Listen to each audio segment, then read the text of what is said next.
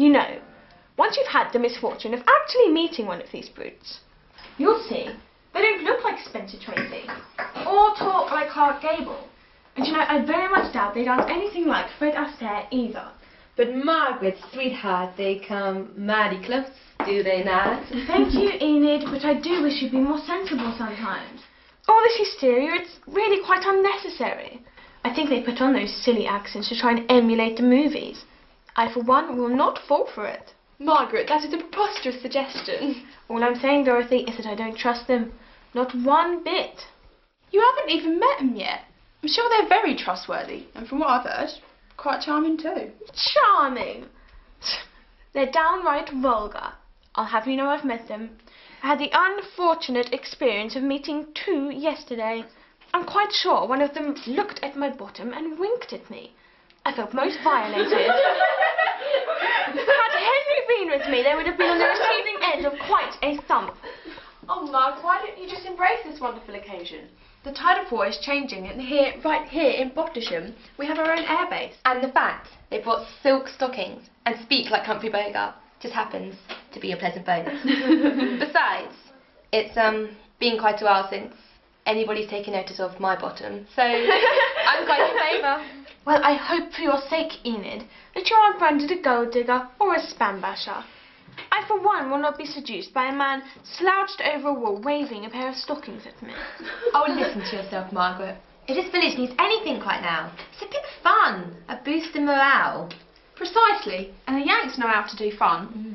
I understand your concerns, really I do. I mean, the Americans, they can be a trifle brash, and some may even have, shall we say, amorous intentions. But we all do deserve a bit of fun, don't we? The children can barely sleep, they're so excited. Timothy ran home yesterday so out of breath, I thought something quite terrible had happened to Matilda. But it turns out that Hank, whoever Hank is, had given him a comic book. Something about a captain called Marvel. Oh, how delightful. What a couple of little chaps your vacuumies are, Dorothy. We can all learn something from them, you know. There is good in all of this. I'm sure of it. Poppycock. I can't think of shoddier role models. They have no decorum. Not the slightest idea of how to behave in a civilised society.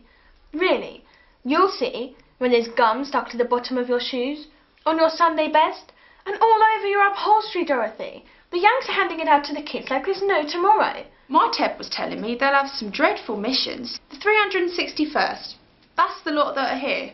They're going to be escorts to the bombers, and they'll take a lot of enemy flak with them flying in the daytime. The daytime? Oh yes, Dorothy. Haven't you heard? There's a whole new strategy. Precision bombing, they're calling it.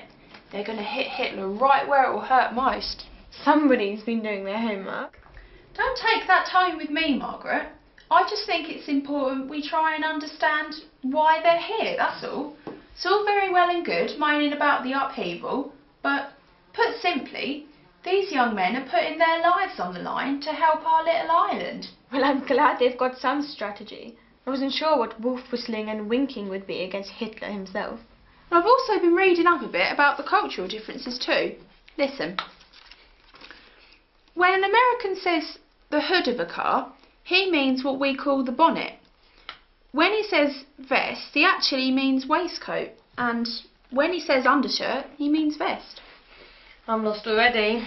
I haven't the foggiest idea why an American would ever feel the need to talk about his vest. When he says biscuits, he actually means scones. And when he says fanny... Fanny? They don't say fanny, do they? I wouldn't be surprised. We've opened up our peaceful little village to a pack of sex-obsessed, lecherous drunks. Really, according to Mrs. Hackett, they consumed an entire barrel of English whitbread in the space of an hour, down at the Red Lion last night. Who knows who or what you'll find stumbling around in the blackouts at this rate. It's positively put me off going outside altogether. Mrs. Hackett is having a meeting at Bottisham Hall on Friday, just for some of the local folk to raise a few points. And I'm sure you'll find that I'm not the only one who thinks that this peaceful invasion is far from peaceful.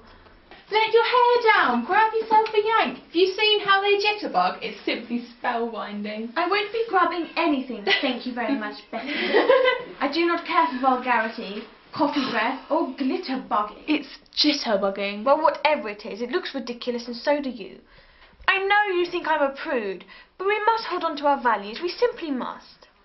Oh look, Elsie's here. Dorothy!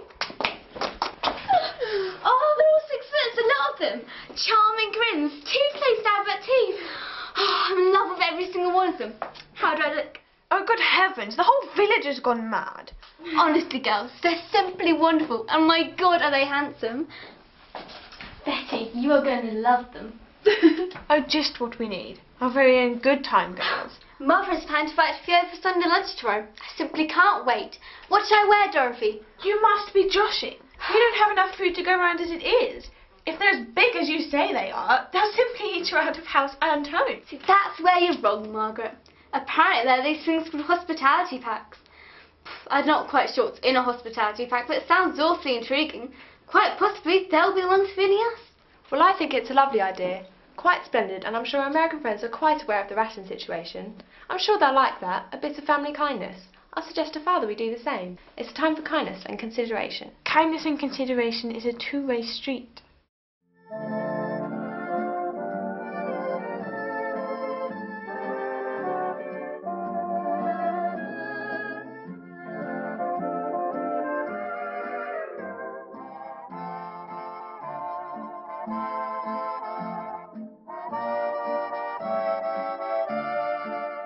Ready or not, here I'm coming. She thinks he's so dashing. Hey, champ, come on, give me a little, go on, a little bit more, go on. Okay, that's good. What's behind your back, young man? You know the dance, the big dance, the Mustangs are playing. Who are the Mustangs? You don't know who the Mustangs are?